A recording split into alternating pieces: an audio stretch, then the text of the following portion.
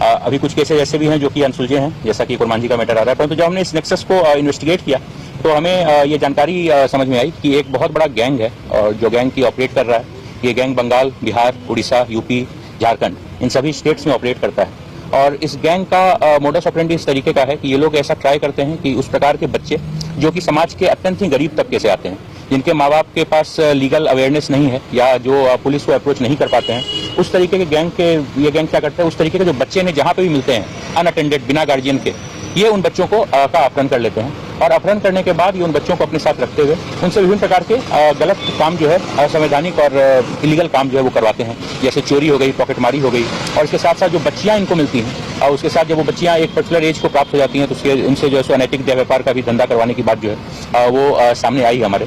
इसी क्रम में SIT ने लगातार काम करते हुए हम लोगों ने कुल 13 एक्यूज्ड, जिनमें महिलाएं और पुरुष शामिल हैं, उन्हें बंगाल से, बिहार से और झारखंड के विभिन्न स्थानों से हम लोगों ने जो है गिरफ्तार किया है। और गिरफ्तार करने के बाद बहुत सारे हमें बच्चे प्राप्त हुए, जिन बच्चों का हमने वेरिफिकेशन करवाया तो अभी तक हमें पता चला है कुल 12 बच्चे ऐसे हैं जिनका अपहरण अलग अलग जगह से किया गया है, जिसमें कि कुछ बच्चे रांची से किए गए। रांची से कुल 3 बच्चे अपहरण किए गए हैं जो कि बरामद हुए हैं, 2 खारगड़ा से और एक जगन्नाथपुर के मौसीबाड़ी से अपहरण किया गया था। और इसके अलावा हमें संबलपुर से अपहृत बच्चा, बरियातू जो लातेहार का एक स्थान है, वहां से कुछ अपहरण किए गए बच्चे, कुछ बच्चियां धनबाद की और कुछ लोहरदगा से, जो कि विगत 2-3 साल में डिफरेंट टाइम्स में इन लोगों का अपहरण जो किया गया था। इन सभी बच्चों को बरामद किया गया है और बरामद करने के बाद हम लोग जो आगे की कानूनी कार्रवाई होती है वो कानूनी कार्रवाई कर रहे हैं। जब तक बच्चों के परिवार का हम लोग सत्यापन करते हैं तब तक जिला प्रशासन के द्वारा जो भी आवश्यक सुविधाएं हैं वो उन्हें मुहैया कराई जा रही हैं। और SIT का जो ये कार्य है, ये कार्य अभी आगे भी जो है कंटिन्यू रहेगा।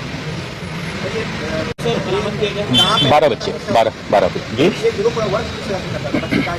ये गिरोह विगत 8 से 10 सालों से ऑपरेट कर रहा है। जो हमें मिला है ये हो सकता है कि बहुत ही एक छोटा पार्ट हो, जो कि एक बहुत बड़े गैंग का हिस्सा है। और इन गिरोह का है, जैसे मान लीजिए कि कोई बहुत ही गरीब व्यक्ति है जो कि मान लीजिए कचरा चुनने का काम करता है, या कोई इस तरीके का है जो कि किसी तरह का ठेला लगा के, रेहड़ी लगा के उस तरीके का काम करता है, जो झोपड़पट्टी में रहता है, जिन लोगों के पास कोई सुविधा नहीं है। जैसे ही इन्हें मौका मिलता था, उनके बच्चे अनअटेंडेड रहते थे तो ये लोग उनको जो है सो अपने साथ लेकर चले जाते थे। और लेकर जाने के बाद कुछ दिन रखने के बाद फिर वो उनको अपने विभिन्न प्रकार का जो लीगल कार्य होता है उसमें यूज करना शुरू करते। जी नहीं, ये बेचते भी थे। जी हाँ, जब तक उनको प्रॉपर खरीदार न मिल जाए तब तक वो अपने पास रखते थे और जैसे ही मौका मिल जाता था ये उन्हें बेच देते थे।